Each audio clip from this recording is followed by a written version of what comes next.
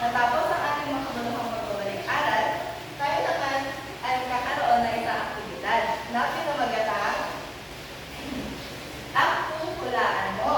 Kailangan ko ng 2 volunteer dito sa harap upang umakting. Pagkatapos, ang mga nakaupo naman ang siyang manghuhula. Maliwanag ba? Opo! Sige, dahil excited na kayo, check in jersey. Dito nga kayo sa harapan.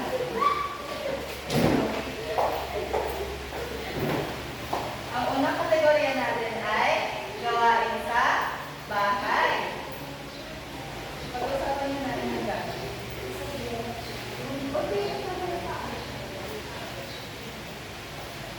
Maaari nyo na ipakita.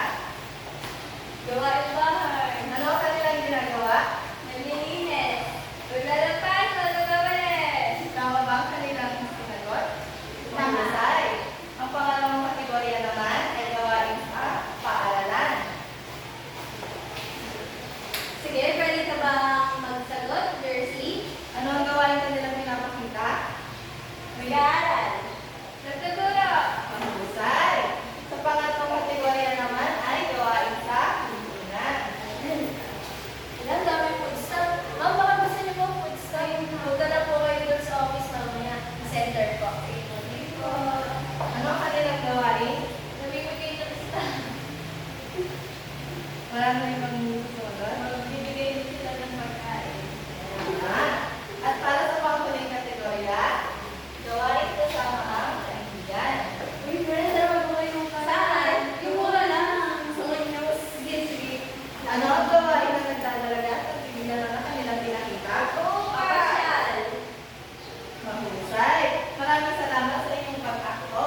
Maaari na kayong maupo. Maraming salamat din sa inyong mga pagsagot.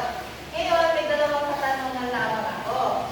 Base sa mga gawain dito sa bahay, paaralan, lipunan, at kaibigan, bakit kaya ito ginagawa? Yes, Jersey? Ay, meron po tayo mga tungkulin sa bahay, paaralan, lipunan, kaibigan. Natulad na po si Juan para sa ating mga tao. May mga gawain po tayo ng pangbata, pero din naman po tayo mga tungkulin kung tayo ay tumatanda. Tulad ng paglilinis sa bahay, pag-aaral, pagtulong sa kapwa, at pagiging masaya o paglilibot kasama ang kaibigan. Mahusay, Jersey. Ano naman kaya mangyayari kapag hindi nyo ito ginawa? Sino ang nais sumagot? Sige, Elif. Siyempre po, kapag hindi po namin ginawa yun, katulad sa bahay po, mapapagalitan po ako ng mga magulang lalo na kapag maraming nakakalat sa bahay and then hindi ako gagawa ng mga gawain ng bahay. Mahusay, alam mo na iyong panghuling. Dahil ang ating pag-aaralan o tatalakay ngayong araw ay